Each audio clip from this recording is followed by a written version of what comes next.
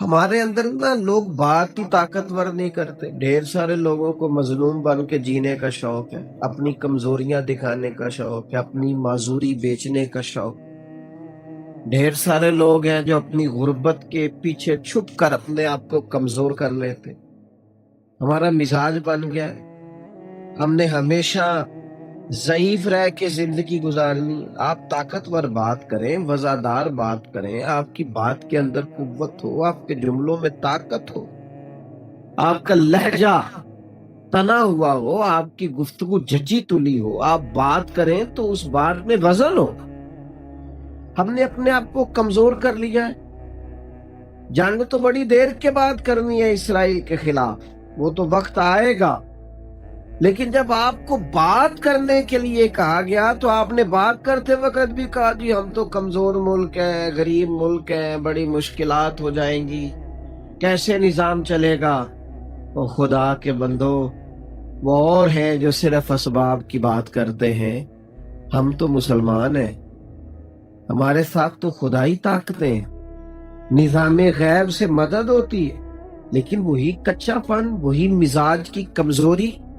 56-57 اسلامی ممالک وہ ویڈیو شیئر کر رہے ہیں ان پر جو ظلم ہوتا ہے، اس کی ویڈیو وقت پہ چلاتے ہیں. آپ ناراض نہ ہوں، چونکہ ہمارا مزاج ہی صرف کیمرے چلانے کا ہے، طبیعت اس طرح کی بن گئی، لہذا وہ ویڈیو زیادہ چل رہی ہے تو وہ چلا لیں گے. یہ دیکھ ہی نہیں رہے کہ اس میں مسلمانوں کی کمزوری کتنی. وہ تو ویڈیو دیکھتے اور اس پر بات کرتے شرم سے نظریں جھکتی ہیں، حیا سے کلیجہ منہ کو آتا ہے. یہ مسلمان ہیں، یہ اپنے ذوف کار اپنا تماشا کچھ سے لوگوں کے بتا رہے ہیں کہ یہ ہمارا حال ہو رہا ہے. خدا کے بندو، بات تو بندہ طاقتور کرے، اس کی گفتگو میں تو وزن ہو. آپ زندگی میں تجربہ کر کے دیکھ لیں، جو لوگ وزنی بات کرتے ہیں وہ بہت سارے لوگ ایسے نہیں ہوتے کہ پیچھے بھی وہ بہت بڑا بیک گراؤنڈ رکھتے ہوں، لیکن باتیں طاقتور ہوتی ہیں تو اللہ طاقت بھی عطا کر ہی دیتا. تو صحابہ نے جاندار گفتگو کی بدر کے موقع پر، بم جاندار. اور پھر جہاد کا سفر شروع ہوا. فرمایا چلو. حضرت سعد بن ابی وقاص رضی اللہ تعالیٰ عنہ کے چھوٹے بھائی تھے حضرت عمیر بن ابی وقاص، نوجوان ہیں. ہمارے نوجوانوں کو بھی شوق ہے نئے نئے موبائل لینے کا، ان کو بھی شوق ہے فوٹو کیسے اچھی آ سکتی، ان کو بھی شوق ہے کہ شارٹ راستہ کیا ہے بھلا شہرت پانے کا، دولت پانے کا، بھلا کون سا طریقہ ہے. یہی چند ایک شوق. لیکن وہ لوگ سمجھتے تھے کہ یار مر بستر پہ بھی جانیں گے تو رب رسول کی رضا کے لیے اگر میدان میں مر جائیں گے تو زندگی بقا والی ہو جائے گی. حضرت عمیر بن ابی وقاص رضی اللہ تعالیٰ عنہ عرض گزار ہوئے، یا رسول اللہ صلی اللہ تعالیٰ علیہ وسلم مجھے بھی جانا ہے. فرمایا تم چھوٹے ہو،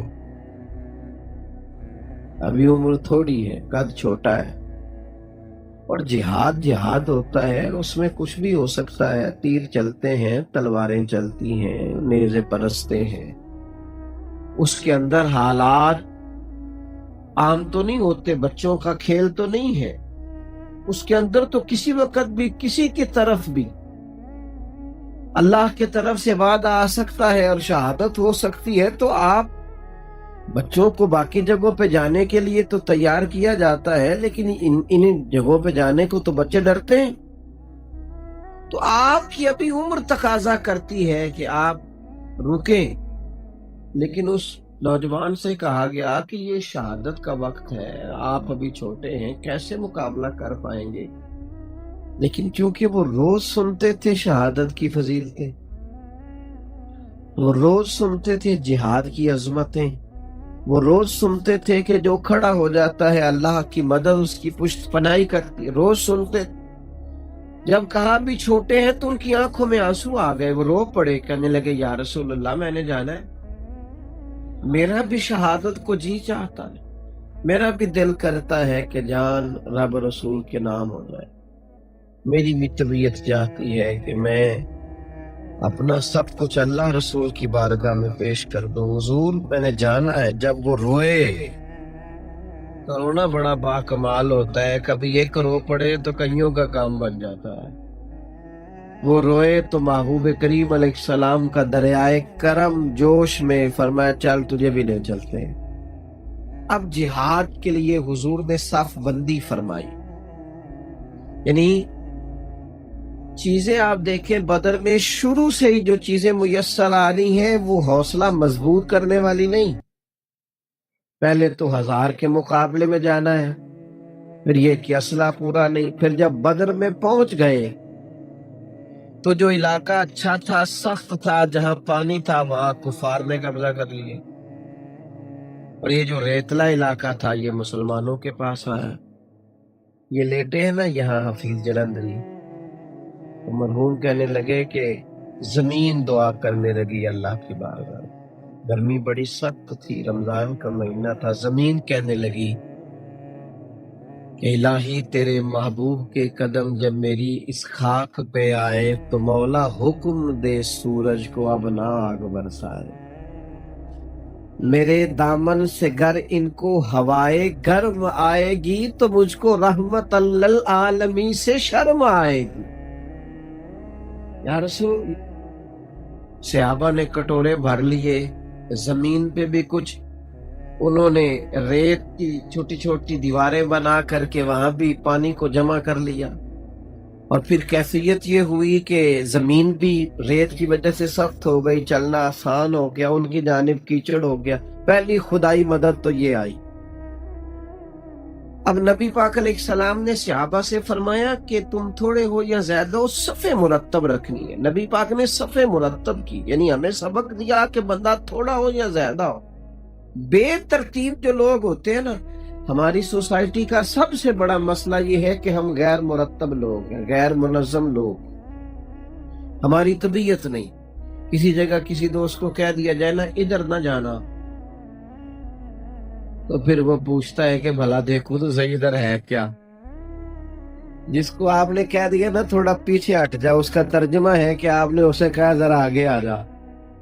یعنی آپ تھوڑا سا، میں کئی دفعہ دوستوں سے کہتا ہوں کہ میرے آنے جانے میں اگر آپ راستہ نہ بنائے، میں چپ کر کے آ جاؤں، کسی کو پتہ ہی نہیں کدھر سے آ گیا، تو ہو سکتا ہے آ سکوں، لیکن وہ جس دوست کو تھوڑا سا کہا جائے نا ذرا پیچھے ہو جاؤ، اس کا ترجمہ وہ کیا رہتا ہے، ذرا آگے ہو جاؤ۔ یہ میرا آپ کا یہ روزمرہ کی روٹین ہے کہ جہاں سے کسی شخص کو تھوڑا سا کہا جائے، وہ جب آپ غیر مرتب ہوتے ہیں، غیر منظم ہوتے ہیں۔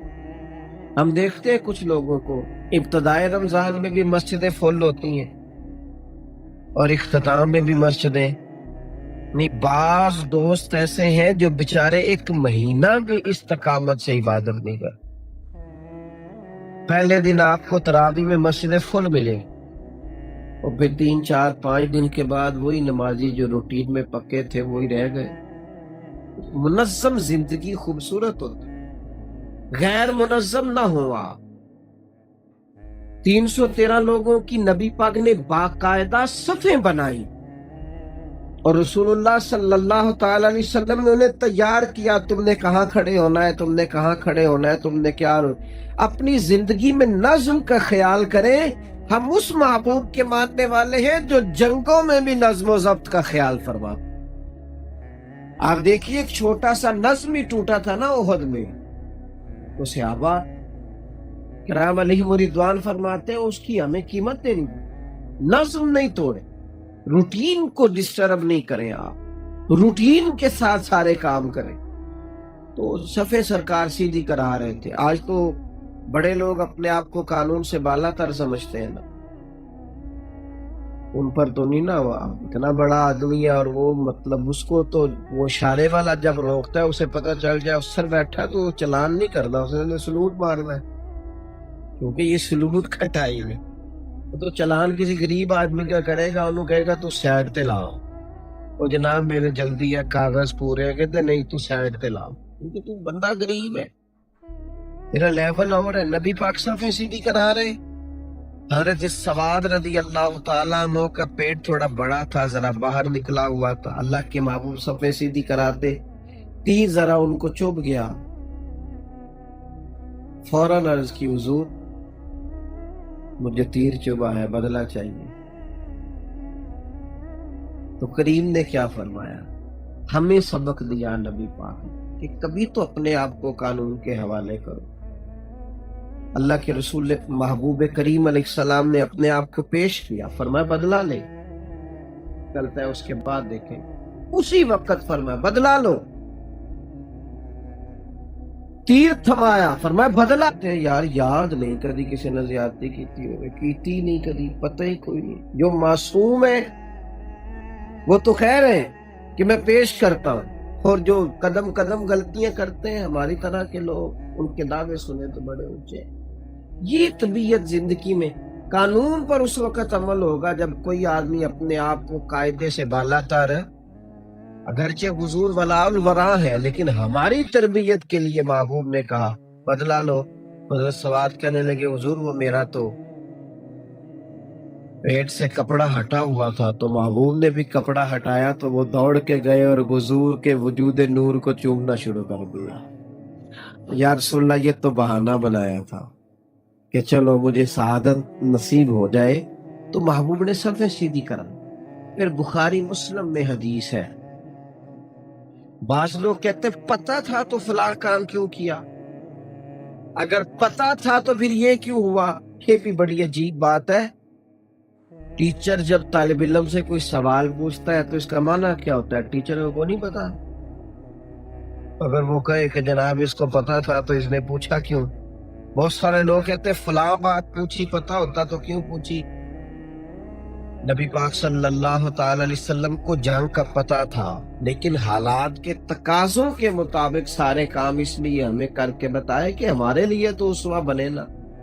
بالکل اگر اس کو عام لوگوں کے تقاضوں کے مطابق چھوڑ دیا جاتا پھر بھی درست نہ تھا۔ کیا کیا رسول کریم نے؟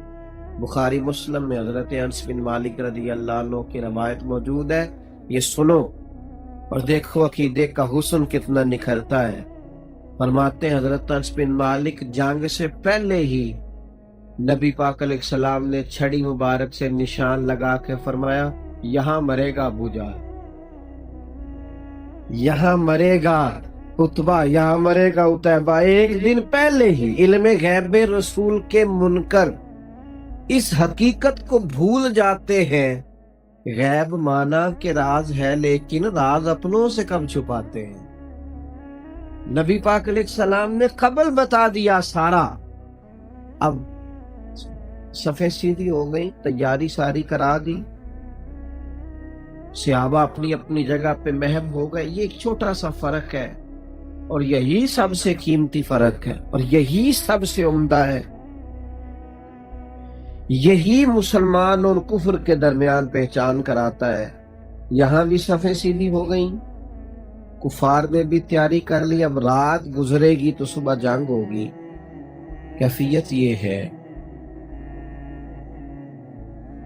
کہ کافروں نے اونٹ ذبح کیے، گوشت بھونا گیا، شراب کباب اور کھانا پینا اور موج کرنا ان کے ہاں لگا رہا۔ اور جناب صدیق اکبر فرماتے ہیں نبی کریم علیہ السلام نے بدر کی ساری رات مصلح پہ رو کے گزاری، اور دعا کا انداز یہ ہے اللہ یہ 313 میں لے آیا ہوں، اگر یہ بھی آج شہید ہو گئے تو کون عبادت کرے گا قیامت؟ تیرا وعدہ تھا مدد فرما۔ ساری رات نبی کریم اللہ کی مدد کو پکارتے رہے۔ ہم نے یہ کیا ہے کہ بعض لوگوں نے صرف اپنی طاقت پر بھروسہ کرنا شروع کر دیا ہے، اسباب پر نظر کر لی۔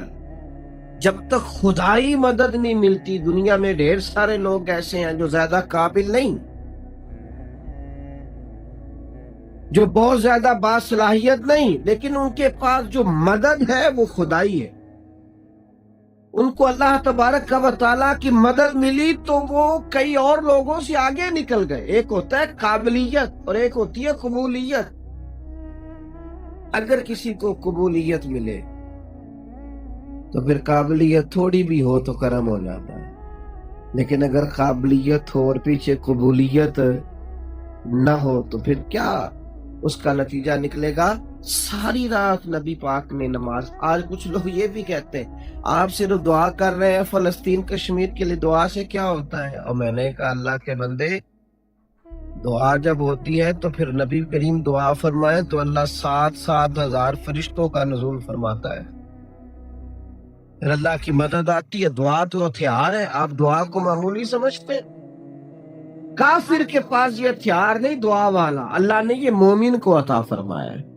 مومن دعا مانگتا ہے، اور رات کو نبی کریم دعا مانگے تو صبح اللہ تعالی حضرت عمر جیسے لوگ دین کو عطا کر دیتا. یہ دعا ہی کا تو نتیجہ ہے. اللہ کے محبوب نے ساری رات دعا کی. ایک رات ہم بھی تو دعا کریں نا جاؤ. ہم ایک رات تھوڑا سا چھوڑے ساری چیزوں کو، دل مسلح سے لگائیں، اللہ کی بارگاہ میں سجدہ ریز ہو، اس کے حضور حاضر ہو، اس کی بارگاہ میں دعائیں مانگ. آج مسلمان کو رب سے جڑنے کی بڑی ضرورت. اگر رجوع اللہ نہیں کرتا، اللہ کی جانب متوجہ نہیں ہوتا، تو بہت ساری چیزیں ایسی ہیں جو ساری محنتوں کے باوجود آگے نہیں بڑھ پا رہے لوگ. آپ دیکھیں مسلمان ممالک کے پاس ڈھیر سارا پیسہ ہے، مسلمان ممالک ایٹمی طاقت ہے، مسلمانوں کے ہاں کون سا کام ہے جو نہیں ہو پاتا؟ سب کچھ ہوتا ہے. لیکن اس کے باوجود فکری انتشار ہے، ایسے ہے جیسے ایک ہجوم ہے لوگوں کا، اور جو بے ہنگم ہے، غیر منظم ہے. ایسے ہے جیسے ہر آدمی کی سوچ دوسرے سے جدا ہے. یوں محسوس ہوتا ہے ساری چیزیں موجود ہیں لیکن کوئی سکون چھین کے لے گیا. یوں محسوس ہوتا ہے ہر نعمت ہے لیکن طبیعتوں میں بردباری نہیں، حلم نہیں، ٹھہراؤ نہیں. کدھر جانا ہے، کیا کرنا ہے، یہ نقطہ غائب ہوتا چلا جا رہا ہے. تو میرے عزیز، اللہ کی مدد کو پکارا جائے. ساری رات نبی کریم علیہ الصلوۃ والسلام نے مصلی پہ گزاری تو رب کریم نے فرمایا، بھئی ادھر 1,000 تھا، ادھر 313 تھے. فرمایا وَلَقَدْ نَصَرَكُمُ اللَّهُ بِبَدْرٍ وَأَنْتُمْ أَذِلَّةٌ، اللہ نے تمہاری مدد کی بدر میں، تم تو کمزور تھے. وہ جو کہہ رہا تھا نا ابو جہل، رات کو اس نے جاسوس بھیجے تو جاسوسوں نے جا کے اسے کہا 313 لوگ ہیں، ان میں بھی کچھ بچے کچھ بوڑھے اور اسلحہ نہ ہونے کے برابر. تو ابو جہل کہنے لگا انہیں نہ گھوڑوں کی پشتوں پر باندھ کے مکے لے چلتے ہیں، اتنے سارے لوگ ہیں تھوڑے سے، تو کیا ان سے لڑنا ہے، تو وہاں جا کے دیکھیں گے کیا کرنا ہے. تو وہ جاسوس کہنے لگا سردار پوری بات تو سن لے، بندے 313 ہیں، اور رات کو چھپ چھپ کے بھی ان کی دعائیں سنی ہے، گھر جانے کے لیے واپس کوئی بھی نہیں آیا. وہ اللہ سے شہادت مانگتے ہیں، شہادت شہادت. سجنا جان امانت تیری، تو جو تو منگ سے میں پیش کرے سا. شہادت طلب کر رہے ہیں. اور پھر اس سے بڑھ کر یہ کہ عظمت کردار. 2 صحابہ آ رہے تھے بدر میں شرکت کے لیے، بخاری میں روایت موجود. رستے میں کفار نے روک لیا اور کہا تم لڑنے جا رہے ہو؟ انہوں نے کہا ہم لڑائی نہیں کریں گے تمہارے خلاف، بس سرکار کی زیارت کریں گے. کہا وعدہ کرتے ہو؟ کہا وعدہ کرتے ہو. اس وعدے پر انہوں نے چھوڑ دیا. وہ نبی کریم علیہ السلام کی بارگاہ میں حاضر ہوئے، عرض کی یا رسول اللہ کفار نے روک لیا اور اس وعدے پر چھوڑا ہے کہ ہم ان کے خلاف لڑائی نہیں کریں گے بلکہ ہم زیارت کریں گے اور لوٹ جائیں گے اپنے گھر کو. تو اب کیا حکم ہے؟ 313 لوگ ہیں، ایک ایک بندے کی ضرورت ہے. لیکن جو عظمت کردار ہے، جو مسلمان کا خاصہ ہے کہ اس کے اندر وعدوں کی پابندی ہوتی ہے، بات میں سچائی ہوتی ہے، گفتگو مضبوط ہوتی. اللہ کے محبوب علیہ السلام نے فرمایا تم نے چونکہ وعدہ کیا ہے لہٰذا تم لڑائی نہیں کرو گے، تم سائیڈ پہ بیٹھو گے. ہمیں اگر مدد کی ضرورت ہے تو صرف اللہ کی مدد کی ضرورت ہے.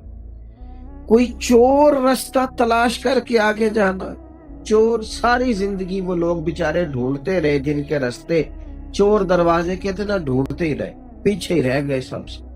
تو عظمت کردار اس جنگ میں آپ دیکھیں، حضور کی دعائیں دیکھیں، اور پھر جنگ کا بازار گرم ہوا تو حالات یہ تھے، اللہ اکبر۔ صحابہ فرماتے ہیں کہ اتنا جوش تھا لوگوں کے اندر، اتنا ولولہ تھا کہ حضرت مولا علی شیر خدا کو ایک کافر مارنے کے لیے بھیجا تھا، انہوں نے 2 قتل کیے۔ ان کی کیفیت یہ تھی کہ 2 چھوٹے چھوٹے شہزادے حضرت عبد الرحمن ابن عوف سے آ کے پوچھتے ابو جال کدھر ہے؟ اور ابو جال وہ ہے کہ نبی کریم علیہ السلام نے فرمایا یہ اس امت کا فرعون ہے، اتنا بڑا کافر۔ تو وہ چھوٹے چھوٹے بچے آ کے پوچھتے ہیں وہ ابو جال کدھر ہے؟ تو جناب عبد الرحمن ابن عوف رضی اللہ تعالیٰ عنہ فرمانے لگے بیٹا تم نے کیا کہنا ہے؟ انہوں نے کہا کہ وہ سنا ہے حضور کا بڑا بے ادب ہے، ہم اسے قتل کریں، قتل کریں، مریں گے یا ماریں گے اس ناری کو، سنا ہے معاذ اللہ گالیاں دیتا ہے وہ محبوب باری کو، قابو تو آ جائے، آج تو ہمارا سامنا ہونا، پوچھ نہیں لینا اس سے۔ ان 2 بچوں نے ابو جال جیسے بڑے کافر کو، نوجوانوں کوئی مقصد حیات بناؤ یار، زندگی میں لاؤبالی زندگی نہیں ہوتی، اپنے اوقات کو زرخیز بناؤ، ان کو قیمتی بناؤ، اپنے صبحوں اور شاموں کو کسی کام لگاؤ، زندگی میں کوئی ڈیوٹی کرو، اپنے لیے کچھ اختیار کرو، اس رستے پہ چل نکلو، وقت کا ضیاع نہ کرو، قیمتی لوگ ہو، نبی پاک کے غلام ہو۔ 2 بچوں نے ابو جال کو قتل کر ڈالا اور پھر تلواریں لے کے حضور کے پاس آئے، یا رسول اللہ میری تلوار دیکھے میں نے مارا ہے، حضور میری پہ خون زیادہ ہے۔ کریم مسکرائے فرمایا تم دونوں نے مارا ہے، یہ تم دونوں نے کام کیا۔ اس میدان بدر کے اندر صحابہ کرام علیہم رضوان کی طاقتیں، حضرت امیر حمزہ رضی اللہ تعالیٰ عنہ کا جاہ و جلال، شجاعت صحابہ کی، دلیری، پرسہ ہی پلٹ گیا جنگ کا۔ 14 صحابہ شہید ہوئے اور کفار کی ایک بڑی تعداد گرفتار ہوئی، ایک بڑی تعداد قتل ہوئی، بڑے بڑے سردار ابو جہل، عتبہ، عتیبہ، شیبہ قتل کر دیے گئے۔ وہ جو بڑے دبدبے سے آئے تھے، ایک رات نہیں گزری اللہ کا حکم آیا، وہ سارے کا سارا کفر دھڑام سے گرا پڑا ہے۔ وہ جو کہتے تھے ہم سردار ہو کے کلمہ پڑھ جائیں، ہم بلال کے ساتھ بیٹھ کے روٹی کھائیں، اب ہمیں سلمان فارسی کے ساتھ بیٹھنا پڑے گا، ذلیل و رسوا ہوئے، خائب و خاسر ہوئے، بچھاڑ دیے گا۔ 14 صحابہ شہید ہوئے، جنگ میں گئے تھے۔ اللہ کے محبوب فرماتے ہیں رب اتنا راضی ہوا ہے کہ سب کے لیے جنت کا پروانہ جاری کر دیا، فرمایا تم کچھ بھی کرو اللہ نے تمہارے لیے جنت کا فیصلہ کر دیا۔ نبی پاک صلی اللہ تعالی علیہ وسلم نے بدری صحابہ کو ہمیشہ اعزاز کی نظر سے دیکھا، ان کا وقار ہمیشہ بلند رہا۔ اللہ کے پیارے حبیب علیہ السلام واپس آئے، قیدی ہو کے آئے، یہ لوگ جو یہاں لڑنے آئے تھے ان کی رسیاں صحابہ کو غصہ تھا، انہوں نے ذرا زور سے باندھ لی، ہائے ہائے کی آوازیں رات نکالتے، آئے تھے لڑنے تو پھول لے کے تو آئے نہیں تھے، تو ظاہر ہے دشمن، اور دشمن بھی وہ جس نے بڑی تکلیف دی ہو، مکے میں پتھر مارے ہو، حضرت بلال حبشی رضی اللہ تعالیٰ عنہ کو سخت اذیتیں، حضرت خبیب کو سخت اذیتیں، حضرت عمار ابن یاسر کے لیے تکالیف، کس کو چھوڑا انہوں نے، ہر ایک پر انہوں نے سنگ ماری۔ لیکن جب یہ قیدی بنا کے لائے گئے، صحابہ نے ذرا زور سے رسیاں باندھ دی، تو کیفیت یہ تھی، حال یہ تھا کہ فرماتے ہیں جب یہ ہائے ہائے کرتے ہیں تو حضور کو نیند نہیں آتی، نبی کریم فرمانے لگے ذرا ان کی رسیاں ڈھیلی کر دو نا، یہ سو جائیں گے تو مجھے بھی نیند آ جائے۔ صحابہ سے مشورہ لیا نبی پاک علیہ السلام نے، ان کا کیا کرنا؟ حضرت علی، حضرت عمر کہنے لگے حضور ان کو قتل کریں، انہوں نے بڑا ستایا، اور جس کا جو رشتہ دار ہے اس کے حوالے کرے۔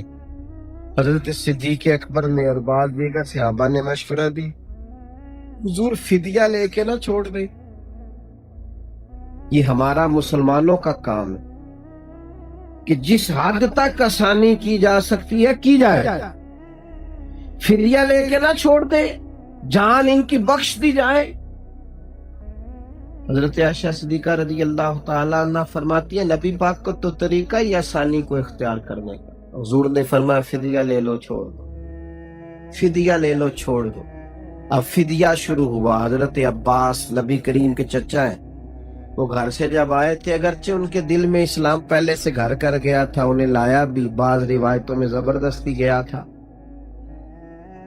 تو وہ اپنی اہلیہ کو کچھ رقم دے آئے تھے کہ فلاں جگہ پیسے دبا دیے ہیں، اگر میں آ گیا تو نکال لوں گا ورنہ خرچ کر لینا۔ محبوب نے فرمایا فدیہ دے، تو وہ عرض کرنے لگے کہاں سے فدیہ دو، کیسے دو، کیسے فدیہ دو؟ تو محبوب کریم نے خبر دی، فرمایا چچا وہ جو نکلتے وقت میری چچی کو کہہ کے آئے تھے۔ یہ سن کر حضرت عباس پر راشا ہوا طاری کہ پیغمبر تو رکھتا ہے دلوں کی بھی خبرداری۔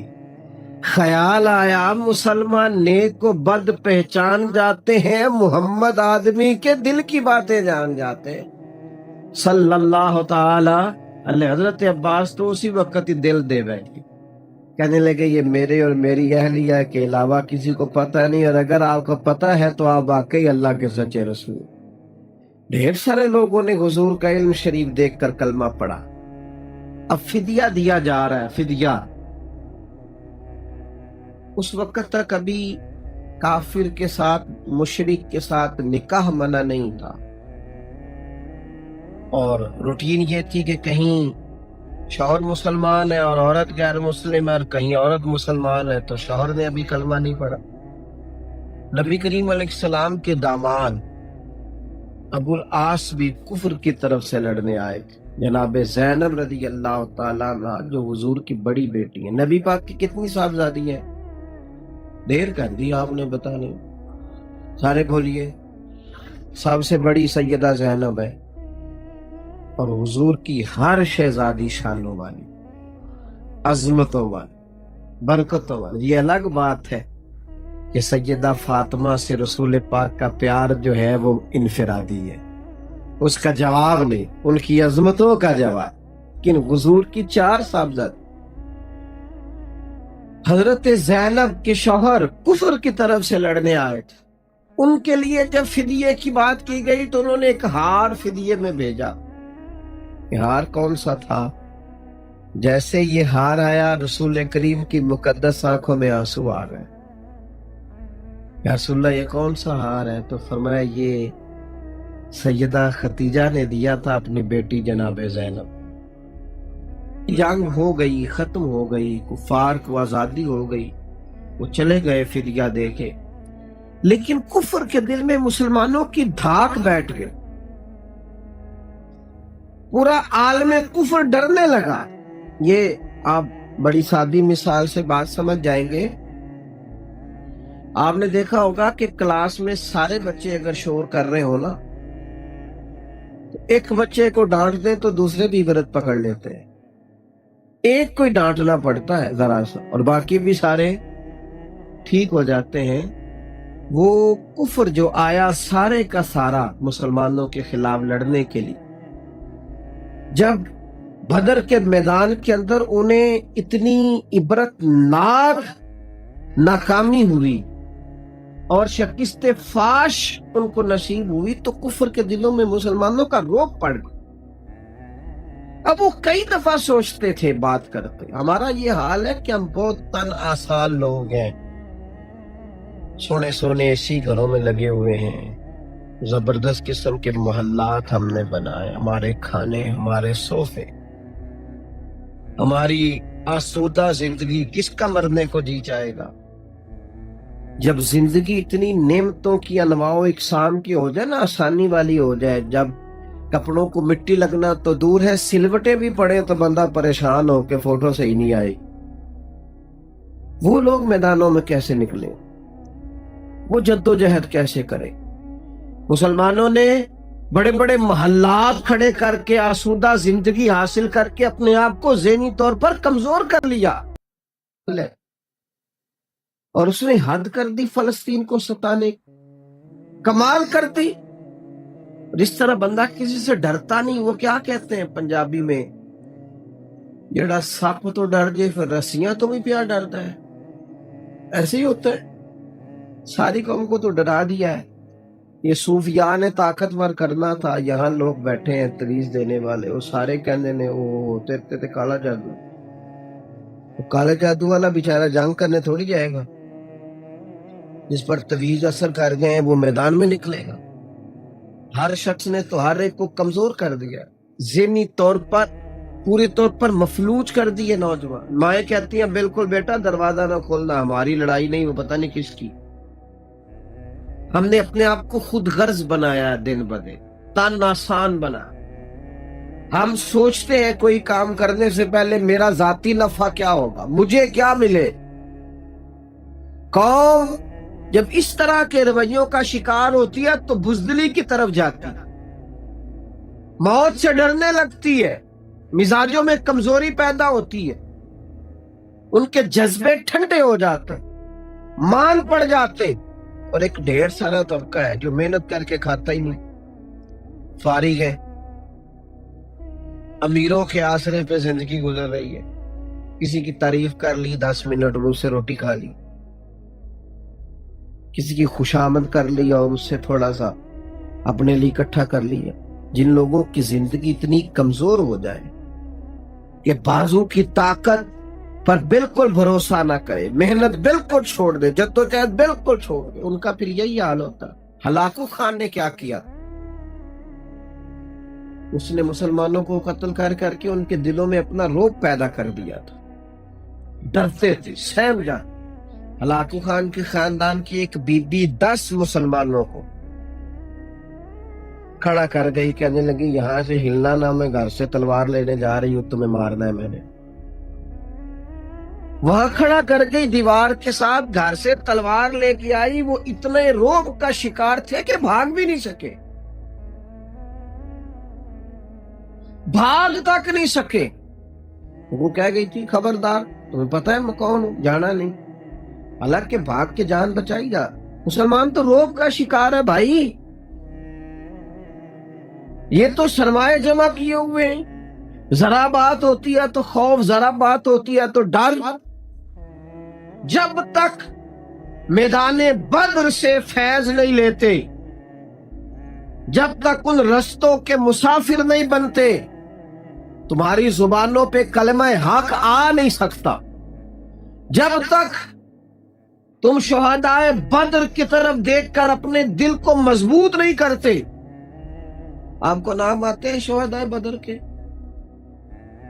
کون کون بدر میں گئے تھے؟ چاند ایک صحابہ کے نام، شہداء کے تو شاید کسی کو بھی نہ آتے، لیکن ان لوگوں کے خون نے اسلام میں رعب پیدا کیا، کفر ڈرنے لگا۔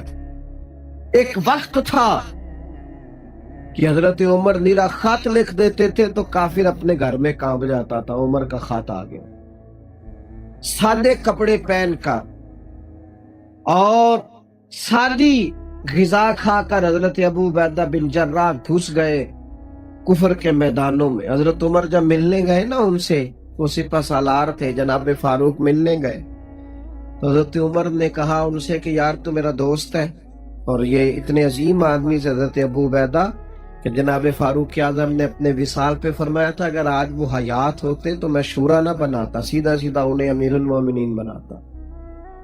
اتنے بڑے آدمی تھے۔ نبی پاک نے فرمایا میری امت کے امین ہے جناب ابو عبیدہ بن جراح رضی اللہ تعالی۔ حضرت عمر ان سے ملنے گئے، اتنے بڑے سپہ سالار ہیں، اتنے علاقے فتح کیے، تو بہت سارے لوگوں نے جناب عمر سے کہا کھانا کھائیں، فرمانے لگے میں نے تو کھانا ابن جراح کے یہاں کھانا ہے۔ جا کے ان سے کہنے لگے یار بڑے لوگوں نے کہا روٹی کھائیں، پر آپ تو میرے دوست ہیں، روٹی آپ کے ساتھ کھانی۔ میں کہا میرے ساتھ کھانی ہے؟ کہا ہاں۔ تو انہوں نے پھر ان کے پاس کپڑے کا تھیلا تھا، اس تھیلے کو کھولا اور ایک روٹی کا ٹکڑا خشک اور نکال کے جناب عمر کے سامنے رکھا اور پانی کا پیالہ رکھا تو جناب عمر رو پڑے، فرمانے لگے آپ ابھی تک وہی ہیں نا جہاں نبی کریم نے ہمیں چھوڑا تھا۔ آپ نے دنیا کی آسانیوں اور آسائشوں کو اس طرح نہیں اوڑا کہ بندہ کمزور ہو جائے، بزدل ہو۔ آسانیاں لے لیکن ان کی وجہ سے پھر بزدلی نہ دکھائے، کمزوری اور کم ہمتی نہ دکھائے، پھر ڈر ڈر کے سیم کے وقت نہ گزارے۔ اور میرے بھائی اگر بلی کی طرف دیکھ کر کبوتر آنکھیں بند کر لے تو بلی چھوڑ دیتی ہے اسے، اس کو آنکھیں بند کرنے کا کیا فائدہ؟ ہم نے آنکھیں بند کر لی ہیں، کمزور ہیں، اور ہم اپنی آنے والی نسل کو بھی کمزور کر دیں۔ اور نہ بیٹا انہیں نہیں جانا۔ یہ آپ دیکھیں بہت سارے گھروں کے بچے بیچارے وہ دھوپ میں نکلتے ڈرتے ہیں، سڑک میں نکلتے ڈرتے، میری اماں نے کہا تھا نہ جانا۔ خدا کے بندو اس طرح زندگیاں نہیں گزرتی۔ ہم مسلمان ہیں، ہمارا کشمیر سے بھی رشتہ لا الہ الا اللہ کا ہے، ہمارا لیبیا سے بھی رشتہ لا الہ الا اللہ کا ہے، ہمارا فلسطین سے بھی رشتہ لا الہ، یمن ہو مصر ہو کچھ ہو۔ اقبال کہتے ہیں ہم وطنوں میں قید نہیں، بازو تیرا توحید کی قوت سے قوی ہے، اسلام تیرا دیس ہے اور تو مصطفی ہے، اپنے آپ کو طاقتور کرے، شہدائے بدر سے فیض لے۔ آج امام حسن رضی اللہ تعالیٰ عنہ کا دن بھی گزرا ہے۔ آپ دیکھیں یہ شجاعت والے لوگ، یہ بہادری والے لوگ، میدانوں میں رہنے والے لوگ، یہ شہید ہیں، ان کی وراثت شہادت ہے۔ کمزور زندگی اور کم ہمتی والی زندگی نہ گزارے، یہی احد کے شہیدوں کا پیغام ہے۔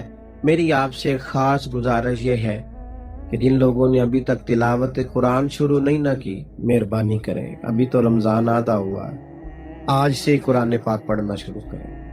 یہ موبائل میں رکھ لیں آپ قرآن پاک، لیکن قرآن پاک کی تلاوت شروع کریں۔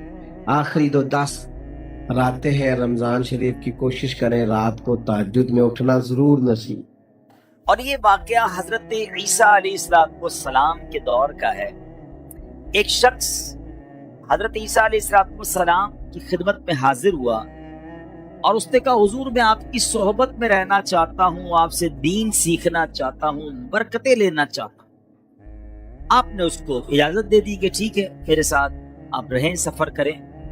اب حضرت عیسیٰ علیہ السلام اور وہ ٹریول کر رہے تھے، نہر کے کنارے پہنچے تو آپ نے فرمایا کہ چلو کھانے کا وقت ہو گیا ہے، کھانا کھا لیتے ہیں۔ آپ نے اپنا ٹفن باکس، توشہ دان وغیرہ کھولا تو اس میں 3 روٹیاں تھیں۔ ایک روٹی آپ نے اس شخص کو دے دی، ایک آپ نے کھائی۔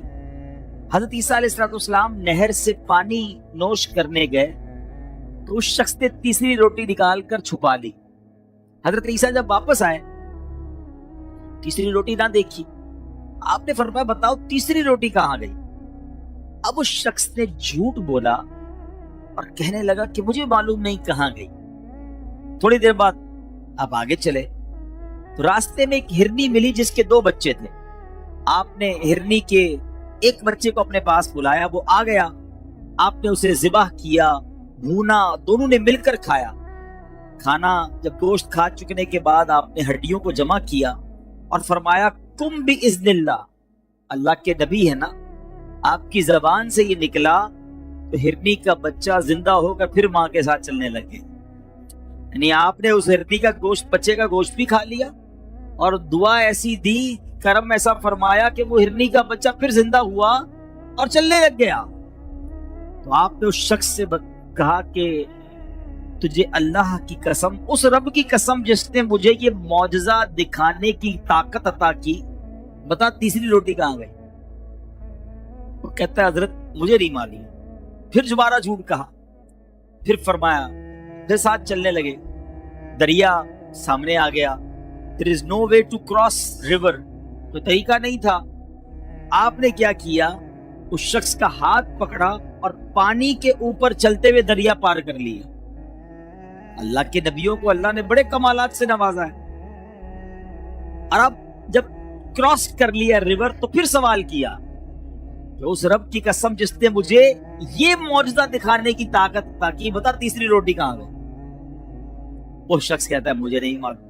बार बार झूठ बोली जा रहा है। अब एक रेगिस्तान में पहुंचे आप। अब आपने क्या किया, मट्टी के ढेर बनाए और कहा कि अल्लाह के हुक्म से सोना बन जा। तो जो मट्टी का ढेर था ना, वो पूरा का पूरा सोना बन गया।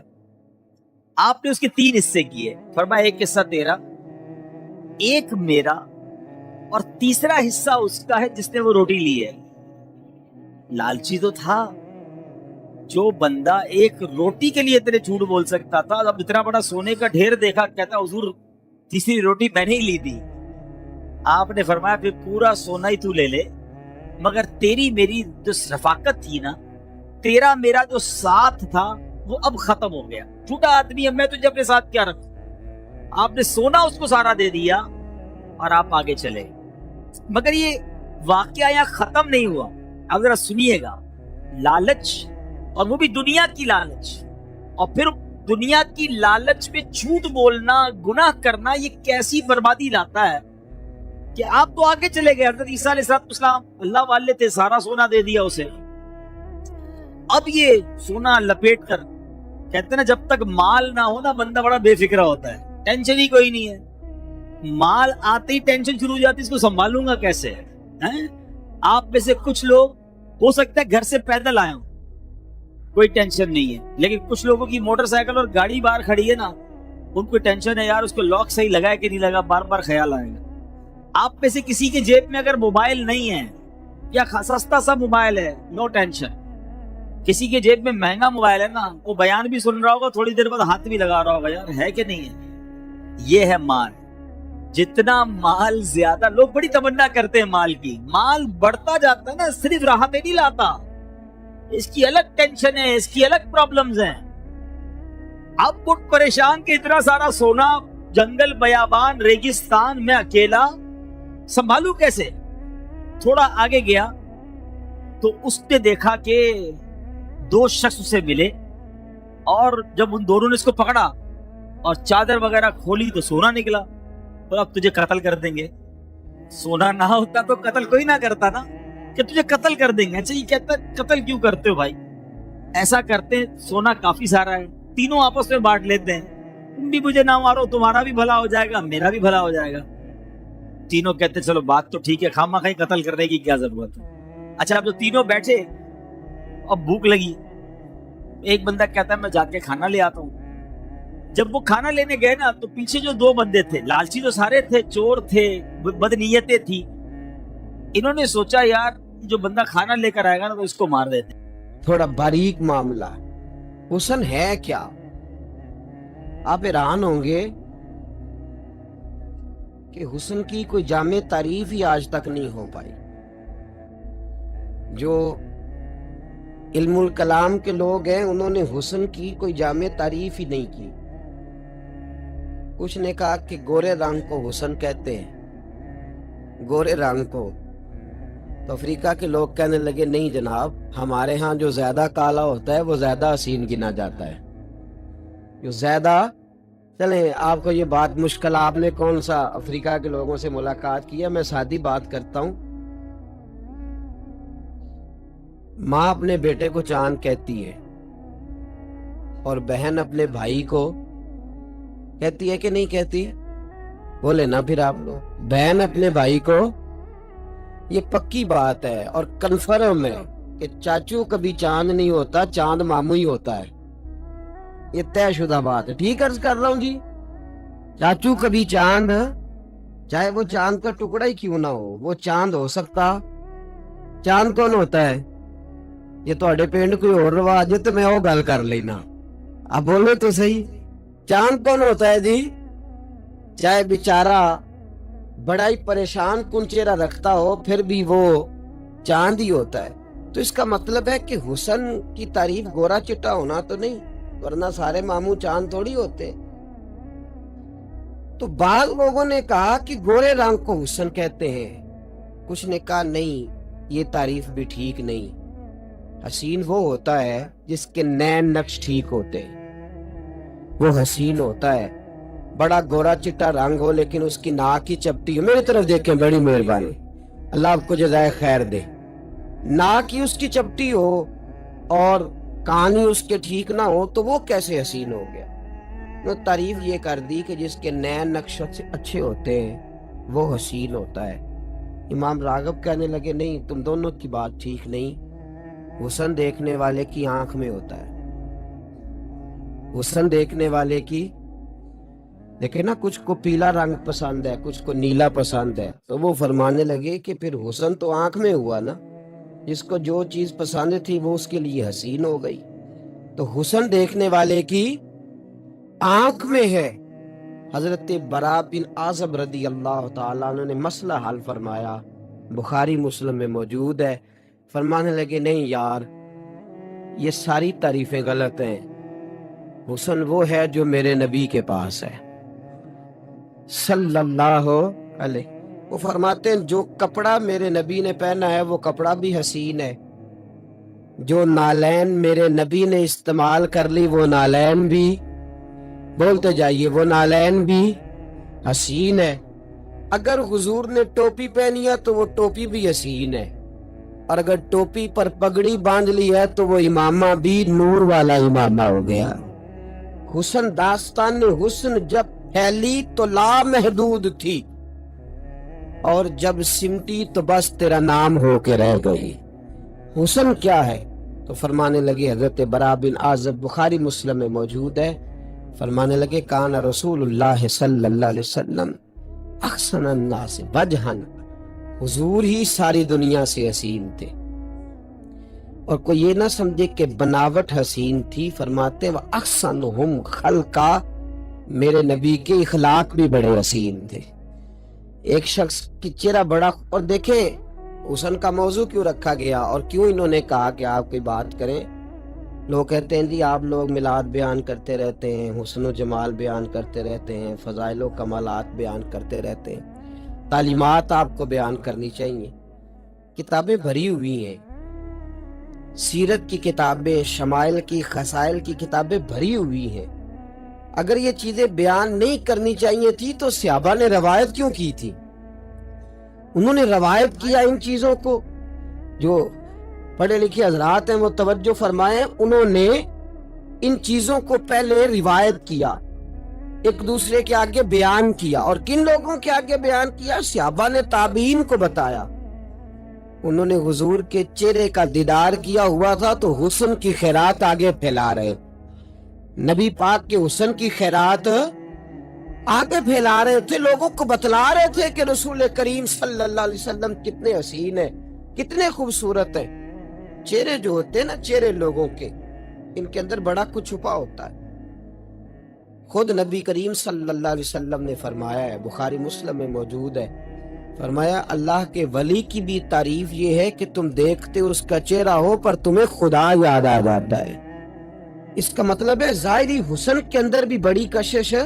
और याद रखें, आला हज़रत फाज़िल बरेलवी रहमतुल्लाह लिखा है, एक होता है इंसान के जाहिर का हुस्न और एक होता है उसके बातिन का हुस्न। आप फरमाते हैं अगर उसके अफकार अच्छे हों, उसकी गुफ्तार अच्छी हो, उसका इखलाक अच्छा हो और उसका ज़ौक़ अच्छा हो और वो सोच अच्छी रखता हो और दिल का अच्छा हो, तो आप फरमाते हैं अल्लाह उसके बातिन के हुस्न को तकवा बना के उसके चेहरे पर भी जारी कर देता है।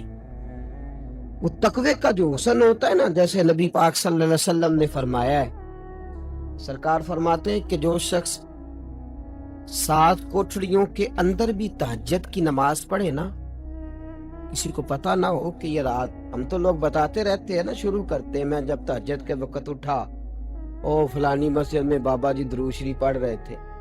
फरमाया जो तहज्जुद पढ़ेगा उसे बताना नहीं पड़ेगा, सुबह उसका चेहरा ही बता देगा कि रात उसने तहज्जुद की नमाज पढ़ी है। अल्लाह करीम उसके चेहरे जो होते हैं ना मेरे दोस्त, इनके अंदर बड़ा कुछ छुपा हो। और चेहरे से अगली मंजिल होती है इंसान की गुफ्तगू की। 2 चीजें ऐसी होती हैं जो बंदे को खोल के वाजे कर देती है कि ये क्या है। हजरत अली शेर खुदा रदी अल्लाह ताला अन्हु फरमाते इंसान अपनी जुबान के नीचे छुपा होता है, जब तक बोलता नहीं बचा रहता है, बोलता है तो खुल जाता है कि ये क्या है, ये किस तरह का है, किस نظریے کا، کن افکار کا مالک ہے؟ رسول کریم صلی اللہ تعالی علیہ وسلم کو اللہ تبارک و تعالی نے جو باطن کے اخلاقیات دیے ان کے بارے میں بھی فرمایا وَإِنَّكَ لَعَلَىٰ خُلُقٍ عَظِيمٍ، محبوب ہم نے ہر اخلاق کا آپ کو مالک بنا دیا ہے، آپ خلق عظیم کے مالک، اخلاق بھی اعلیٰ درجے کا عطا فرمایا، اور اللہ تعالیٰ نے ظاہری حسن عطا فرمایا تو محبوب کو بنا کے خود رب فرماتا ہے وَالضُّحَىٰ، محبوب مجھے تیرے چمکتے ہوئے چہرے کی قسم ہو، تیرے چمکتے ہوئے چہرے کی۔ ہم لوگ بھی حسین لگنا چاہتے ہیں، بنتے بھی ہیں، اپنا اپنا زاویہ نگاہ ہے۔ ہمارے بچے پتہ نہیں کہاں سے داڑھی کے ڈیزائن بنا آتے ہیں اور سر پہ 2-4 ہزار روپیہ دے کے بال بھی کھڑے کراتے ہیں اور پھر پریشان بھی رہتے ہیں اس واسطے کہ انہیں میں پیسے لائے نور میرے حال ویندہ ہی کوئی نہیں، 4-5-10 جگہ تے کھلو کے ویندے نے دائیں بائیں کہ کسے بندے توجہ کیتی ہے کہ نہیں کیتی، جو کوئی نہ کرے تے اپنی فوٹو آپ ہی کھچ کے فیس بک تے دے چڑھ دینا، آپ ہی پتہ نہیں انہوں دا کی نہ رکھیا نے جڑی آپ ہی فوٹو کھچی دی، کی آندے نے جی انہوں جی سیلفی، پتہ سارے ہمیں جان کے نہیں پہ بول دے بھئی ان پری مجلس پری بزم میں راز کی بات کہہ دی، بڑا بے ادب ہوں سزا چاہتا، اپنی تصویر خود ہی کھینچ کر کے، یہ بھی عجیب شوق پالا لوگوں نے، میں کھانا کھا رہا ہوں، میں سائیکل پہ بیٹھا ہوں، میں فلان جگہ، ہم حسین لگنا چاہتے، ادھر دیکھ میرے دوست اور یاد رکھ جوانوں، یہ جو بناوٹ کی زندگی ہوتی ہے یہ مشکل ہوتی ہے۔ میرے رسول کریم صلی اللہ تعالی علیہ وسلم کسی کے پاس بیٹھ کر کبھی تیار نہیں ہوئے، حضور خالی وضو کر کے گلی میں نکلتے تھے، لوگ نبی کریم کا چہرہ دیکھتے جاتے تھے، کلمہ پڑھتے جاتے تھے، اور حضرت عبداللہ بن رواحہ رضی اللہ تعالیٰ عنہ فرماتے ہیں لوگوں یاد رکھو اگر نبی کریم علیہ السلام کوئی معجزہ بھی نہ دکھاتے، حضور چاند کو نہ توڑتے، سورج کو نہ موڑتے، پتھروں سے کلمہ نہ بھی پڑھاتے، تو فرماتے حضور کا چہرہ ہی ایسا تھا لوگوں نے چہرہ دیکھتے جانا تھا، کلمہ پڑھتے جانا تھا۔ معصومیت تھی رسول پاک کے چہرے، اور بہت اعلیٰ لباس نہیں پہنتے تھے، بہت قیمتی امامہ نہیں باندھتے تھے، ہماری طرح 1.5-2 گھنٹے نہیں لگتے تھے پگڑی باندھنے میں، سیدھا کرنے میں تو بڑا ٹائم لگاتا ہوں جب کھڑا ہوتا ہوں آئینے کے آگے، بڑی دیر لگتی ہے۔ سادی سی میرے محبوب علیہ السلام دستار باندھتے تھے اور سادہ تھا۔ قبیلہ بنو آراش کا ایک شخص کہتا ہے میں حضور کے اعلان نبوت سے پہلے آیا مکے، اور کہتے ہیں میں حرم شریف کی طرف جانے لگا تو میں نے ایک سادے سے شخص کو بیٹھے دیکھا، میں ادھر جا رہا تھا تو میں آیا کرتا تھا کچھ سامان بیچنے، کہتے میں بڑے سالوں کے بعد مکے کا رخ کیا، کئی شہروں میں جاتا تھا، مکے میں آیا تو میں ظاہراً حضور کو نہیں جانتا تھا، کہتے جب پہنچا ابو جہل سے ملاقات کرنے لگا، ادھر نہ جانا، وہاں کیا ہے، معاذ اللہ ثم معاذ اللہ، نقل کفر نہ باشد، کہنے لگا وہ جادوگر ہیں، تو جائے گا تو جادو کر دیں گے۔ کہتے ہیں پھر میں ذرا آگے بڑھا تو مجھے عتبہ اور عتیبہ دونوں کھڑے مل کہنے لگے ادھر نہ جانا، کیوں؟ تو کہنے لگے معاذ اللہ وہ مجنون ہے، دیوانے ہیں، اس طرف نہ جانا۔ کہتے ہیں میں ان لوگوں کی باتیں سن کے حیران ہو گیا کہ یار چلو ٹھیک ہے نہیں جانا چاہیے، لیکن انسان کو جس چیز سے منع کیا جائے نا اس کا تجسس بڑھتا ہے کہ ذرا کھول کے دیکھوں تو صحیح آخر ماجرا کیا ہے۔ کہتے ہیں وہ سب چلے گئے، دائیں بائیں ہو گئے، اور محبوب کتنی دیر تک حرم میں بیٹھے ہیں، کہتے ہیں میں قریب جا کے بیٹھ گیا، فرماتے ہیں حضور سید عالم علیہ السلام نے دعا کے لیے ہاتھ اٹھائے تو میں نے دیکھا کہ بغلوں کے نیچے محبوب نے کئی جگہ پہ پیوند لگائے ہوئے ہیں، سادے کپڑے ہیں میرے کریم کے، اور فرماتے ہیں امامے کا میں نے رنگ دیکھا تو وہ بھی کسی پرانے کپڑے کا محبوب نے باندھا ہے، اور فرماتے ہیں اتحیات کی حالت میں کریم بیٹھے ہیں، اتنی دیر دعا مانگتے رہے، نظر جھکی رہی، فرماتے چہرہ اقدس پر ہاتھ پھیر کے رخ اطہر جب میری طرف کیا اور ہلکی سی آواز میں ایک میٹھا سا جملہ میرے محبوب کی زبان سے ادا ہوا، حضور نے فرمایا او عرابی میرے ساتھ کوئی کام ہے؟ کہتے وہ جملے تھے کہ مٹھاس تھی ککھ سواد نہیں مشری اندر، اساں کھنڈاں وی چکھ ڈٹھیاں اینا ساریاں شیواں نالوں گلا سجن دیاں موتیاں۔ فرماتے ہیں وہ سادگی کا حسن، وہ پاکیزگی، وہ نورانیت، وہ تپا کے اندر جاذبیت کہ میں کھو سا گیا۔ فرماتے تھوڑی دیر کے سناٹے کے بعد ہوش آیا تو رسول رحمت صلی اللہ تعالی علیہ وسلم نے حال احوال پوچھا، کہاں سے آئے، کوئی کام تھا؟ پھر حضور نے فرمایا میں آپ کی دعوت نہ کروں؟ توجہ ہے آپ کی، میں آپ کی؟ تو فرماتے محبوب کریم نے مجھے کھجوریں کھلائیں، دودھ پلایا، بس پہلی نظریں لوٹ لے ماہی تیرے ہار شنگارا۔ فرماتے میں کھو سا گیا، میں نے کہا یا رسول اللہ صلی اللہ علیہ وسلم، اس وقت یہ جملے تو نہ تھے، میں نے کہا یہ لوگ آپ کی مخالفت کیوں کرتے ہیں؟ تو محبوب کریم علیہ السلام نے فرمایا میں اللہ کا رسول بن کے جو تشریف لایا ہوں، مجھے اللہ نے اپنا محبوب جو بنایا ہے، تو فرمایا یہ میری مخالفت کرتے ہیں۔ کہتے ہیں حضور کی زبان اطہر سے وہ جملے نکلے اور سیدھے جا کے میرے دل پہ بیٹھ گئے۔ کہتے ہیں میں نے کہا حضور پھر آپ کیا کرتے ہیں؟ تو کہنے لگے میں لوگوں کو کلمہ پڑھاتا ہوں۔ تو کہتے ہیں کوئی تعارف نہیں، کوئی ملاقات نہیں۔ میں نے کہا مجھے بھی کلمہ پڑھا دے، میں بھی مسلمان ہونا چاہتا ہوں۔ یہ جو سادگی ہوتی ہے نا، سادگی، یہ بھی انسان کا حسن ہوتی ہے۔ یہ ہمیں ہمارے نبی کریم صلی اللہ علیہ وسلم نے سکھائی ہے۔ تکلف والی جو زندگی ہوتی ہے مشکل ہوتی ہے۔ جو بندہ انتظار کر رہا ہوتا ہے نا کہ میں باہر کھڑا رہوں، دو چار لوگ آئیں اور مجھے ذرا سا، وہ پریشان رہتا ہے۔ وہ اندر بھی آتا ہے تو ٹینشن، یار کوئی کھڑا ہی نہیں ہوا۔ کسی شخص نے دیکھے نا، ہو مجھے ایک ساتھی کہنے لگے جناب میں آ گیا واپس اس واسطے کہ سورے پروٹوکول ہی نہیں دین دے۔ میں کہ بچے عزت نہ مانگ کے لئی دیے تے نہ کھو کے لئی دیے۔ عزت کہتے ہی اسے ہے کہ انسان کا مزاج ہی ایسا ہو، اس کی عزت کرنے کو انسان کا دل چاہے، اس کی طبیعت۔ رسول کریم علیہ السلام کا جو حسن تھا ظاہری اور باطن کا، اس نے لوگوں کو قریب کر لیا۔ اور چہرہ انور کا حال یہ تھا کہ نبی کریم علیہ السلام جب کسی سے گفتگو کرتے نا تو نبی پاک علیہ السلام اس کے چہرے پر نظر ٹکا کے بات نہیں کرتے، حضور نظر جھکا کے بات کرتے۔ اور جتنی دیر حضور گفتگو کرتے ان میں سے 2-3 دفعہ چہرہ مبارک اٹھاتے اور اس شخص کا چہرہ دیکھتے اور پھر اس کے ساتھ اور دیر تک باتیں سنتے رہتے، تھوڑی باتیں کرتے۔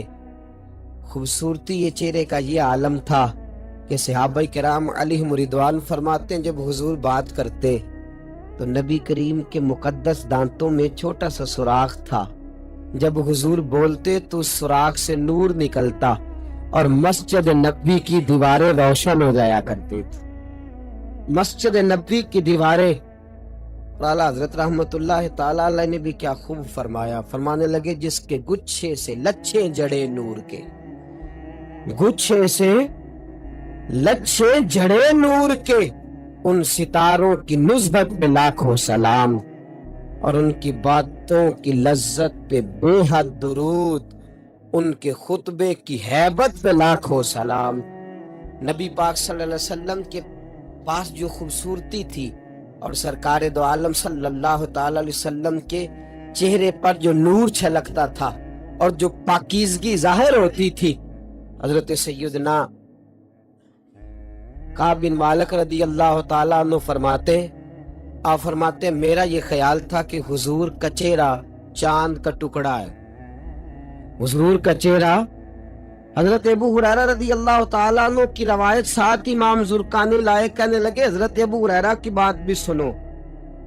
وہ کہتے چاند کا ٹکڑا نہیں تھا، بلکہ رسول کریم صلی اللہ علیہ وسلم کا چہرہ دیکھتے تو لگتا تھا کہ چاند سورج تو طلوع ہی حضور کے چہرے سے خیرات لیتے ہوتے، حضور کے چہرے میں چمکا کرتے تھے۔ ادھر حضرت جابر بن سمرہ رضی اللہ تعالیٰ عنہ بولے اور وہ کہنے لگے تم دونوں کی رائے اپنی جگہ، میں گیا تھا ایک دن محبوب کریم سے ملنے، اور نبی کریم علیہ السلام آرام فرماتے، سرخ ہلے دار چادر حضور نے اوڑھ رکھی تھی، 14ویں رات کا چاند بھی چمک رہا تھا۔ فرماتے میں وہاں کھڑا کبھی چاند دیکھتا، کبھی چہرہ مصطفیٰ دیکھتا، کبھی دیکھے نا یہ چیزیں کتنا دین کا حسن ہے کہ صحابہ کرام علیہم رضوان ان کے تذکرے کر رہے ہیں، ان کو بیان کر رہے ہیں، اور محدثین کرام ان سے حدیثیں لے کر جرح کر کے اس پر بحث کر کے ان حدیثوں کو جمع کر کے امت تک پہنچا رہے ہیں۔ آج لوگ اس عنوان کو چھوڑ گئے ہیں، لوگوں نے یہ تذکرہ ہی کرنا چھوڑ دیا ہے۔ حضرت سیدنا جابر بن سمرہ رضی اللہ تعالیٰ عنہ فرماتے میں کبھی چاند دیکھتا، کبھی چہرہ مصطفیٰ دیکھتا، فرماتے میں دیکھتا رہا اور بالآخر میں نے یہ فیصلہ کیا، چاند سے تشبیہ دینا یہ بھی کوئی انصاف ہے؟ چاند تو ہے داغدار، میرے آقا کا چہرہ صاف ہے۔ فرماتے میں نے فیصلہ کیا کہ نبی پاک کا چہرہ چاند سے بھی زیادہ حسین ہے۔ میرے دوستوں، میرے جوانوں، یہ عشق مجازی کا دور ہے، اور آپ سوچ نہیں سکتے کہ آگ کتنی گہری لگ گئی ہے۔ سوچ، بڑے بڑے معزز گھروں تک یہ آگ آن پہنچی، بڑے بڑے معزز، اور آپ 2015 گزر رہا ہے تو تجزیے آ رہے ہیں، صرف پنجاب میں ان لوگوں کی تعداد لاکھوں میں ہو گئی ہے جو مرضی سے شادی کرنے لگے۔ اور آپ کو کبھی ٹٹولنا پڑے، میں تو فیس بک استعمال نہیں کرتا، میرے عزیز کرتے، وہ مجھے دکھاتے رہتے ہیں کچھ چیزیں۔ آپ کبھی اس آگ کو ڈھونڈ کر کے دیکھیں تو حسن مجازی پر اشعار اور حسن مجازی کی بات، اور میری ملت کا جوان، چند دن پہلے ایک لڑکا انتقال ہوا تو اس کی اخبار پر تفصیل آئی اس کے مرنے کی، تو کہا وہ عشق مجازی کے چکر میں ایسا کھویا کہ پورے پنجاب میں وہ حسن کا پرستار بن کے پھرا، اور کئی کوٹھوں پہ وہ گیا اور کئی جگہ کی گندگی اس نے سمیٹی، بالآخر اتنا بیمار ہوا کہ قبر کی دیوار تک چلا گیا۔ اس دور کے ملا نے بڑا ظلم کیا ہے، اس نے کہا ہے کہ رسول پاک صلی اللہ علیہ وسلم تو میرے جیسے ہیں، نبی پاک صلی اللہ علیہ وسلم تم معاذ اللہ تعالی عام انسان جیسے ہیں۔ اس نے ظلم کیا ہے۔ کاش یہ کسی کو پاس بٹھاتا، اسے بتلاتا کہ محبوب کی جو پیشانی ہے وہ والفجر والی ہے، یہ بتلاتا کہ چہرہ والضحیٰ والا ہے، یہ بتلاتا کہ حضور کی جو آنکھیں ہیں ما زاغ البصر وما طغی والی ہے، یہ نبی پاک کے حسن کے تذکرے عام کرتا تو میری ملت کا جوان کبھی گمراہ نہ ہوتا۔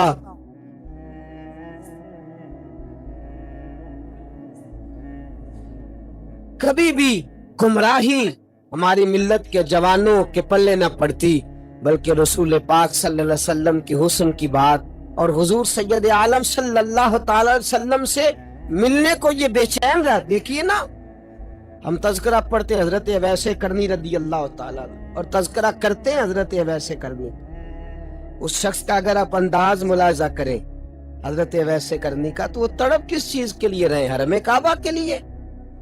بولیے، صفا مروہ کی صحیح کے لیے؟ حجر اسود کی استلام کے لیے؟ مقام ابراہیم پہ نفل پڑھنے کے لیے؟ حضرت اویس کرنی رات کو بیٹھتے تھے، جناب حرم بن حیان فرماتے، امام شورانی روایت لایا، کہتے حضرت حرم بن حیان کہتے میں ان سے ملنے گیا تو رات کو بیٹھا کرتے تھے تو رویا کرتے تھے، تو میں کہتا آپ کس کی یاد میں روتے ہیں؟ تو کہتے مجھے رسول اللہ صلی اللہ علیہ وسلم کی یاد آتی ہے، میں نبی کریم صلی اللہ علیہ وسلم کی یاد۔ حضرت سلمان فارسی رضی اللہ تعالیٰ عنہ اور حضرت مقداد رضی اللہ تعالیٰ عنہ قبیلہ مزن کی طرف چلے گئے۔ آپ نے نا ایک جگہ پہ بیٹھ کے رسول پاک علیہ السلام کے اخلاق کے حسن کے تذکرے چھیڑ، توجہ میری بات کی طرف رکھیے، میں اصل میں زیادہ سادہ آدمی ہوں نا، زیادہ سادہ، میں پہلے بھی آیا تھا تو میں نے عرض کیا تھا میں ناقل سا شخص ہوں، جو بات پڑھ کے نقطہ کوئی بھی نہیں آتا، اور نقطہ بیان کرتے ہم ڈرتے بھی ہیں۔ ہمارے بزرگوں نے لکھا ہے کہ قرآن و سنت سے محدثین کو استدلال کرنا چاہیے، لہذا ہم استدلال بھی نہیں کرتے، ہم بالکل وہ بات جو پڑھی ہوتی ہے اسی کو منوان بیان کرنے کی کوشش کرتے۔ لیکن असर करे ना करे सुन तो ले मेरी फरियाद, नहीं है दाद का तालिब ये बंदा है आजाद। और मैं तो ये भी कहता हूँ कि सुभान अल्लाह भी मेरे लिए ना कहे, सुभान अल्लाह भी किसी ने कहनी है तो अल्लाह को राजी करने के लिए कहे, मुझे राजी करने। लेकिन तवज्जो करें, मैं जो बात अर्ज करना चाह रहा हूँ, मेरा ये कोई मकसद नहीं कि मुझे जो टाइम दिया गया घंटे 1.5 घंटे का तो मैंने पूरा करना है, चाहे मैं एक शेर पे ही और एक बात पे ही कितनी देर लगा दूं, ये कोई मकसद नहीं। मैंने शुरू में कहा मैं अपने वक्त से ज्यादा आपके टाइम को कीमती समझता हूँ, और हमें अब ये एहसास शिद्दत से होने लगा है कि हमने अपनी कौम का एक लम्हा भी बर्बाद नहीं करना। हमने आपको जो बात समझानी है वो कोशिश करनी है थोड़े वक्त में ज्यादा चीजें आपकी खिदमत में पेश कर सके। बड़ी तवज्जो के साथ मेरी बात समाप्त करें। अजीजों, 2 सहाबी जाते हैं और एक शख्स अपनी जमीन पे अपनी पैली पे काम कर रहा है, वट पे बैठ जाते हैं और वो खाना खाने के लिए रुके। काजी सलमान मंसूरपुरी ने भी इसको लिखा है, कई और सीरत निगारों ने लिखा है। वो खाना खाने के लिए रुके और खाना खाते खाते ही वो नबी पाक के हुस्न की बातें शुरू कर दी उन्होंने। खाना हो रहा है, खाना, हालांकि खाना खाते तो ये कहना चाहिए ना यार वे कहना किड्डा महंगा गोश्त आंदा सी, इन्हें नून नहीं सही पाया, ये बातें होती है। लेकिन वो खाना भी खा रहे हैं और साथ साथ रसूलुल्लाह की नात भी जारी है। एक गरीब और यतीम बच्चा अपनी जमीन के अंदर गोडी कर रहा है, उसने बातें सुन ली और वो जिस औजार के साथ, उस रंबे के साथ काम कर रहा था वो उसने छोड़ दिया, कान लगा के सुनने लगा। अपनी मर्जी से वो सहाबा उठे, कहने लगा तुम किसकी बातें कर रहे थे? तो उन्होंने कहा मदीने वाले महबूब का जिक्र कर रहे थे। वो कहने लगा मेरा चाचा तो उनकी मुखालफत करता है। खैर, एक रवायत ये है कि वहीं कलमा पढ़ गए, दूसरी रवायत यह है कि मदीने आए और कलमा पढ़ के चले गए। उनसे सुन के अब वापस गए ना तो हुजूर कचेरा देख आए, मेरे महबूब के शहर के अंदर ये हुस्न है, शहर रसूल का ये हुस्न है। एक रोन जिन्हा ने वेख्या नहीं, एक रोन दोबारा जामल नहीं। एक रोन जिन्हा, ये हुस्न है नबी पाक सल्लल्लाहु अलैहि वसल्लम के शहर का कि जो हो आता है वो दोबारा जाने की आरजू करता है। मुझे बताइए, शहर का ये हुस्न है तो चेहरा मुस्तफा का क्या कमाल होगा, सोबत रसूल के अंदर क्या कमाल हो। हजरत अब्दुल्ला मुजनी कलमा पढ़ लिया। दास्तान ये थी कि वालिद तो पहले इंतकाल कर गए, माँ ने निकाह ही नहीं किया कि सोतेला बाप मेरे बेटे के साथ जुल्म ना करे, चचा ने पाला है। अब वो मोहब्बत सीने के अंदर लग गई है ना, इश्क लगा सी खेडा खेड दी नू ते मैनू खेडा भुल गईयां। मैं कज्जल पाया सी यार दे वेखने नू, फिर ओदी याद विच रोंदियां ही डुल गईयां। हैदर शाह इस गली कदे ना रुलदी, पर हुण ते रुल गईयां। बड़े दिन बीत गए जुदाई में, बड़े दिन। और दोस्तों होना चाहिए, आज भी ऐसा होना चाहिए कि कोई रात ऐसी आए कि हम भी उठ के अपने अल्लामा साहब के पास जाएं और उससे कहें बड़े दिन हो गए हैं, महबूब की जियारत करने को जी चाहता है, कोई बताओ कौन सा दरूद पढ़े तो जियारत होगी। अब ये सोते खुश्क होते जा रहे हैं, अब दिलों के अंदर से ये सुरूर उठते दिखाई दे रहे हैं। अहले खैर की मजालिस भी इस मोहब्बत से खाली होती जा रही है। अल्लाह माशाअल्लाह। हजरत अब्दुल्ला मुजनी कई दिनों से बेचैन है, माँ के पास जाते तो रोते हैं, कहते हैं माँ हुस्ने मुस्तफा के लिए बेचैन हो गया हूँ, नबी पाक के बगैर मेरा दिल नहीं लगता। माँ कहती बेटा तेरा चाचा बड़ा दुश्मन है माज़अल्लाह इस्लाम का, तू जाने की बात करेगा तो वो नाराज हो जाएगा, तुझे मारेगा। चले जाते, 2 4 5 बार तो सब्र किया, फिर दिल के हाथों मजबूर हो गए।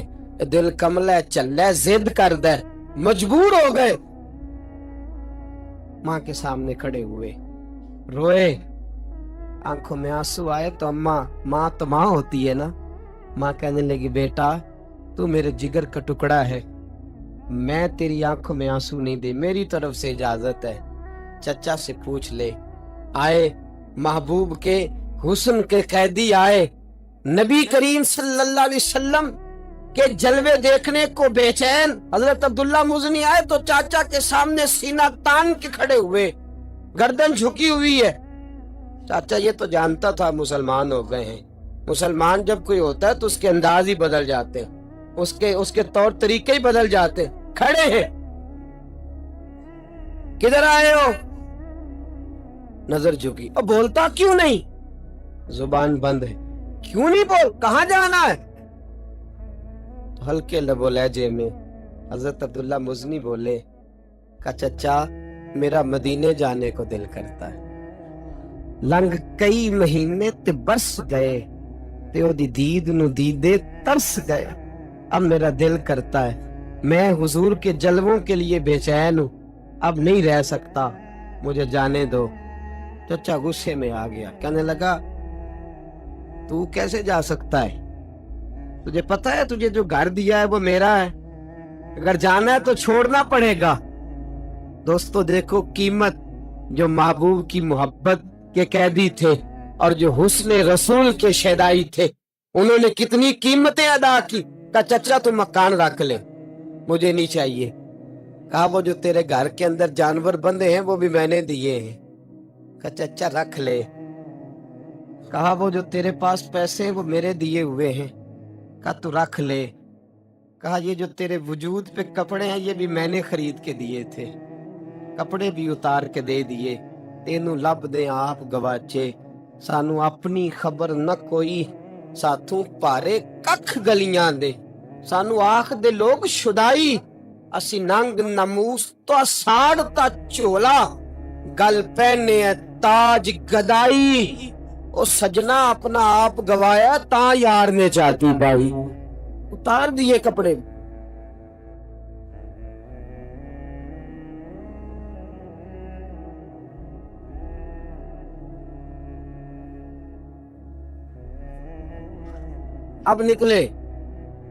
اب نکلے ماں کے پاس گئے اور کہتے ہیں اماں میں ایک دن پہلے بھی ننگا پیدا ہوا تھا تو نے کپڑے پہنائے تھے تو میں پھر ننگا ہو گیا، دیکھ میری طرف۔ تو ماں ہوتی ہے نا، دو عورتوں والے کپڑے دیے، پہنے، مدینے آ گئے، میرے محبوب کریم صلی اللہ تعالی علیہ وسلم کی بارگاہ میں رہنے لگے، سادے سے ہیں۔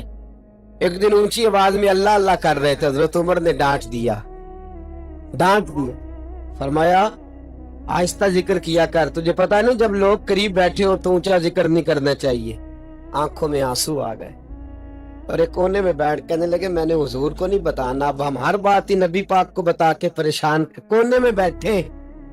فرماتے جب نبی کریم آئے نا مسجد میں اور سرکار منبر پہ بیٹھے تو میں سامنے بیٹھا تھا، اپنا کو مل جائے تو دکھ تازے ہو جاتے ہیں نا، تو میں تو حسن کا قیدی تھا۔